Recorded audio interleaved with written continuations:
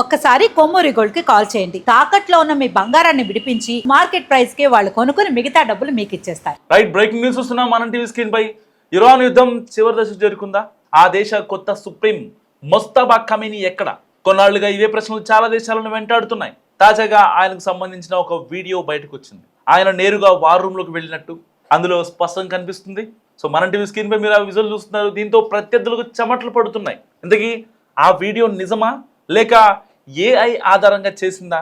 Iran తొలి రోజు యుద్ధం నుంచి కనిపించని ఆ దేశ కొత్త సుప్రీం ముస్తఫా ఖమీనీ ఎట్టకేలకు బయటకు వచ్చారు.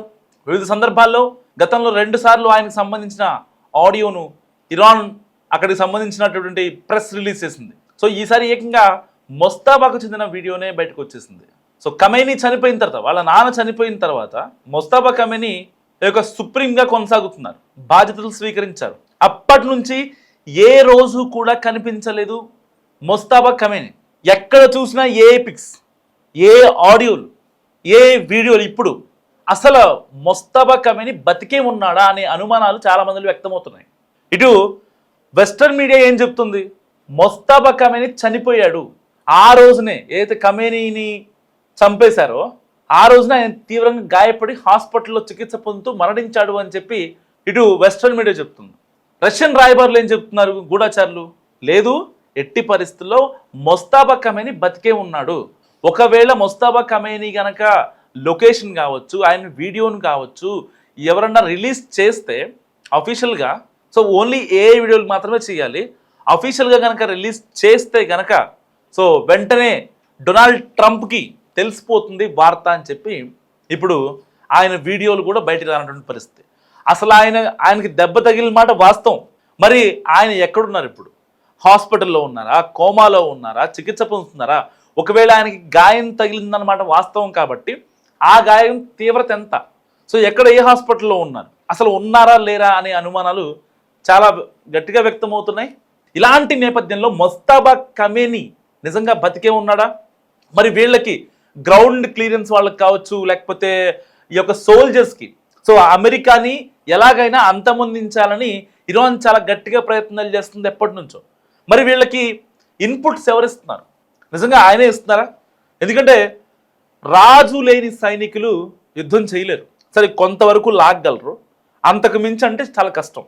సో మనం చూస్తూ ఉంటాం త్రిశూల వ్యూహం బాహుబలిలో. సో ఏదైతే కాలకేయ తన 1,00,000 మంది సైనికుల్ని ఈ యొక్క బల్లాల దేవుడి బాహుబలి మీదకి వస్తూ ఉంటారు. సో అలాంటి నేపథ్యంలో ఏం జరుగుతుంది? వీళ్ళు ప్లాన్ ఆఫ్ యాక్షన్ గీసుకునే ముందు ఎలాంటి వ్యూహాన్ని అనుసరిద్దామంటే త్రిశూల వ్యూహం అంటారు. త్రిశూల వ్యూహం అంటే ఏంటి? వాళ్ళ యొక్క సైనికులు మన సైన్యం మీద దాడి చేసే క్రమంలో ఆపోజిట్లో శత్రు దేశాల అధినేతలు, రాజులు ఎవరైతే ఉంటారో ఆ శత్రువు మీద డైరెక్ట్గా యుద్ధం చేస్తే సైనికులు, గ్రౌండ్ లెవెల్లో ఉన్న సైనికులు చెల్లాచెదురైపోతారు, యుద్ధం చేయలేరు, ఇన్పుట్స్ తీసుకోలేరు రాజు దగ్గర నుంచి. కాబట్టి ఇప్పుడు సేమ్ డొనాల్డ్ ట్రంప్ కూడా అదే ఒక వ్యూహాన్ని అనుసరించాడు. సో ఖమీనీని చంపేశాడు, ముస్తఫా ఖమీనీ కూడా చనిపోయాడంటూ ఇటు మరి వార్తలు నిజంగానే పుట్టిస్తున్నాడు. అసలు ఖమీనీ ఎక్కడున్నాడు? ఇన్నాళ్లుగా కనీసం ఒక బయటకు వచ్చి నేనున్నాను, ఇరాన్ ప్రజలు ఎలాంటి ఇబ్బందులకి గురికాకండి, సో ఏదైనా సరే నేనున్నా అనే ధైర్యాన్ని ఇవ్వలేకపోయారు. అసలు ఆయన పరిస్థితి ఎలా ఉందన్నది ఇప్పుడు ప్రపంచ దేశాలు చర్చించుకున్నటువంటి ప్రశ్న. సో ముస్తఫా ఖమీనీ ఇప్పుడు ఇరాన్ తొలిసారిగా ఒక వీడియో రిలీజ్ చేసింది. సో అది ఏ వీడియో అని గ్రోక్ చెప్తుంది. సో అదే సమయంలో అధికారులకు సుప్రీం సూచనలు ఆయన ఇచ్చినట్టు కనిపిస్తుంది ఆ వీడియోలో. సో డిమోనా అనే ఒక అణు కేంద్రం, ఇది ఇజ్రాయెల్ దక్షిణ ఎడారి ప్రాంతంలో ఉంది.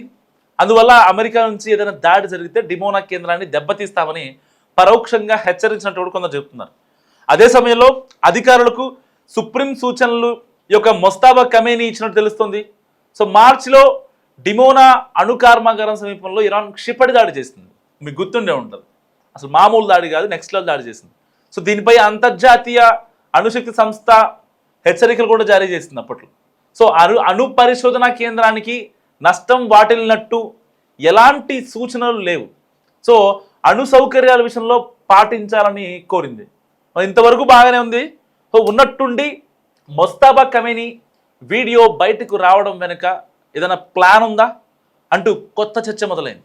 ఎందుకంటే జీబీఎక్స్ _press అనే ఎక్స్ హ్యాండిల్ ఇరాన్ నుంచి విడుదల చేసినట్లుంది. దీనిపై అమెరికా అధికారిక లేదా ప్రభుత్వ మీడియా, అంటే ప్రభుత్వానికి ఒక మీడియా అకౌంట్ ఉంటుంది కదా, మనకి ఎలాగైతే INPR ఉంటుందో అలాగే అక్కడ ఇరాన్ కూడా అధికారిక మీడియా ఖాతాలు ఉంటాయి. లైక్ IRGC ఛానల్స్ కావచ్చు అండ్ కమేనీ ఎక్స్ ఏదైతే అకౌంట్స్ ఉంటాయో ఎవరు కూడా అఫీషియల్గా ధృవీకరించలేదు. కానీ కనిపిస్తున్న ఈ వీడియో 100% AI ద్వారా రూపొందించబడిందని గ్రోక్ చెప్తే మనం కాదు చెప్పేది, గ్రోక్ చెప్తుంది. గ్రోక్ చెప్పింది అంటే కరెక్ట్ అది. సో మొత్తానికి మొస్తాబా ఖమేనీ వీడియోపై ప్రపంచవ్యాప్తంగా కొత్త చర్చ మొదలైంది. సో ఇరాన్ సుప్రీం లీడర్ మొస్తాబా ఖమేనీకి సంబంధించి అంతర్జాతీయ మీడియాలో ఒక దిగ్భ్రాంతికర వార్త బయటకు వచ్చింది. ఫిబ్రవరి 28వ తేదీన తన తండ్రి అలీ ఖమేనీ ప్రాణాలను బలిగొన్న అదే క్షిపణి దాడిలో మొస్తాబా కూడా తీవ్రంగా గాయపడ్డారు. సో సైప్రస్లో ఉన్న ఇరాన్ రాయబారి అలీ రెజా ది గార్డియన్ పత్రికకు ఇచ్చిన ఇంటర్వ్యూలో ఈ విషయాన్ని ధృవీకరించారు. సో అలీ రెజా చెప్పిన వివరాల ప్రకారం టెహ్రాన్లోని అధ్యక్ష భవనంపై జరిగిన ఈ భీకర దాడి ఆ సమయంలో మొస్తాబా తన తండ్రి దగ్గరే ఉన్నారట. సో ఆ పేలుళ్లలో ఆయన కాళ్ళు చేతులకు బలమైన గాయాలయ్యాయి. అయితే ప్రస్తుతం ఆయన ఒక రహస్య ప్రాంతంలో చికిత్స పొందుతున్నారని, అందుకే బాధ్యతలు చేపట్టిన తర్వాత కూడా ప్రజలు ముందుకు రాలేదని, కనీసం వీడియో ప్రసంగం కూడా చేయలేదని చెప్తారు ఆయన. సో మొస్తాబా కనీసం మాట్లాడగలిగితే ఆ స్థితిలో కూడా ఉంటే ఆ రోజున బాధ్యతలు స్వీకరించిన రోజున మస్ట్గా మాట్లాడేవారు. సో అంటే మాట్లాడలేని స్థితిలో ఉన్నారనేది ఇక్కడ మనకు అర్థమవుతున్న విషయం. సో పవిత్ర రంజాన్ మాసం కరెక్ట్గా 10వ రోజున జరిగిన ఈ దాడిలో ఖమేనీ కుటుంబం మొత్తం తుడిచిపెట్టుకుపోయింది. అలీ ఖమేనీతో పాటు ఆయన భార్య, కుమార్తె, అల్లుడు, వారి 14 నెలల చిన్నారి కూడా అక్కడికక్కడే మరణించారు. దాడి సమయంలో కొందరు అగ్రశ్రేణి సైనిక కమాండర్లు కూడా అక్కడే ఉండడంతో వారు కూడా ప్రాణాలు కోల్పోయారు. అయితే సుప్రీం లీడర్ నివాసం, కార్యాలయం ఒకే చోట ఉండడం వల్ల ఇజ్రాయెల్ దాడులకు అది సులభమైన లక్ష్యంగా మారినట్టు తెలుస్తుంది. ఒకవైపు గాయాలతో పోరాడుతున్న మొస్తాబాకు అమెరికా అధ్యక్షుడు డొనాల్డ్ ట్రంప్ తీవ్ర హెచ్చరిక జారీ చేశారు. సో ఫ్యాక్స్ న్యూస్తో మాట్లాడుతూ మొస్తాబా ప్రశాంతంగా బతకలేడు అని అన్నారు. సో ఇరాన్ ఎంచుకున్న కొత్త సుప్రీం లీడర్ పట్ల తాను సంతోషంగా లేనని చెప్పారు. అందరితో ఆకుండా ఇరాన్ నాయకత్వాన్ని మార్చే విషయంలో అమెరికా కూడా పాత్ర ఉండాలని ట్రంప్ ఇప్పటికీ గట్టిగా వాదిస్తున్నారు. సో హార్మూజ్ జలసంధి గురించి కూడా చాలా పెద్ద ఎత్తున యుద్ధం జరుగుతుంది. అండ్ వెస్ట్రన్ మీడియాలో కూడా కొత్త సుప్రీం లీడర్ మొస్తాబా ఖమేనీ కోమాలో ఉన్నారని, ఒక కాలు కోల్పోయారని కూడా కథనాలు వస్తున్నాయి. సో ఇప్పటికీ మొస్తాబా ఖమేనీ అసలు బతికే ఉన్నాడా అనేది అసలు ఎవరికి అర్థం కానటువంటి ప్రశ్న. సో ఆరోగ్య పరిస్థితి విషమంగా ఉందని, కడుపు, కాలేయం కూడా తీవ్రంగా దెబ్బతిన్నాయని తెలుస్తుంది. సో ఫిబ్రవరి 28న అప్పటి సుప్రీం లీడర్ ఆయతుల్లా అలీ ఖమేనీతో పాటు ఆయన కూతురు, అల్లుడు, కోడలు అండ్ మనోడు కూడా చనిపోయారు. సో ఇరాన్లో మరి ఎవరు యుద్ధం చేస్తున్నారు? ఈ ప్రశ్న ప్రపంచవ్యాప్తంగా సంచలనం క్రియేట్ చేస్తుంది. కొన్ని కథనాల ప్రకారం ఇరాన్ కొత్తగా నియమితులైనటువంటి సుప్రీం లీడర్ మొస్తాబా ఖమేనీ కోమాలో ఉన్నారని, వైమానిక దాడిలో US ఎయిర్ స్ట్రైక్స్తో తీవ్రంగా గాయపడిన తర్వాత ఒక కాలును కూడా కోల్పోయారని పేర్కొంది. అతని తండ్రి ఆయతుల్లా అలీ ఖమేనీ అదే దాడిలో మరణించారు. సో మరి దీన్ని నిర్ధారించడానికి ఒక వాస్తవ తనిఖీ జరుగుతుంది. కాబట్టి దాడి సమయంలో వారు కలిసి ఉన్నారా, మరి ఒకవేళ ఆ రోజు కలిసి ఉంటే ఆ రోజున ఆయన దెబ్బలు తగిలి ఉంటే మరి ఆ తీవ్రత ఎంత, కోమాలో ఉన్నారా, అసలు ఉన్నారా లేరా అనే చర్చ చాలా గట్టిగా జరుగుతుంది. మరి ఆయతుల్లా అలీ ఖమేనీ కుమారుడు మొస్తాబా ఖమేనీ తీవ్రంగా గాయపడి ప్రస్తుతం టెహ్రాన్లో చికిత్స పొందుతున్నారని ది సన్ అనే ఒక వెస్ట్రన్ మీడియా పేర్కొంది. సో కొత్త లీడర్ మొస్తాబా ఖమేనీ అసలు బతికున్నాడా లేదా? సో ఇప్పటిదాకా ఏ పిక్స్, ఏ వీడియోస్, ఏ ఆడియోస్, ఇప్పటిదాకా ఏ ప్రెసిడెంట్, ఏ యొక్క దేశాధినేతలు చేయనటువంటి సాహసాన్ని ఇప్పుడు ఇరాన్ చేస్తుంది.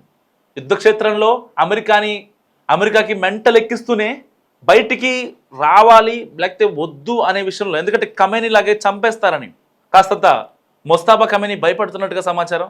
నిజంగా ఆయన హాస్పిటల్లో ఉన్నారా లేకపోతే వేరే దేశంలో ఎక్కడైనా చికిత్స పొందుతున్నారా? ఒకవేళ వేరే దేశానికి కనుక చికిత్స కోసం వెళ్తే US ఇంటెలిజెన్స్ చాలా ఫాస్ట్గా ఉంటుంది, ఈజీగా పసిగట్టేస్తుంది. ప్రపంచంలో ఏ నలుమూలలో ఉన్నా సరే ఈజీగా ట్రాక్ చేయగలదు, లొకేషన్ కూడా ఐడెంటిఫై చేయగలదు. అంత పెద్ద రాడార్ వ్యవస్థ ఉంది అమెరికా దగ్గర. సో మరి ఇలాంటి నేపథ్యంలో బయటికి తరలించకుండా సొంత దేశంలోనే చాలా బంకర్లలో పెట్టా లేకపోతే ఎక్కడ ఆయనకి సేవలు అందిస్తున్నారు, అసలు ఉన్నాడా లేడా? గంభీరంగా ఇరాన్ యుద్ధం చేస్తుందా ప్రపంచ దేశాల మీద? సో మీరేమనుకుంటున్నారు? ఖమేనీ ఉన్నాడా, చనిపోయారా? మస్ట్గా కామెంట్ చేసే ప్రయత్నించండి.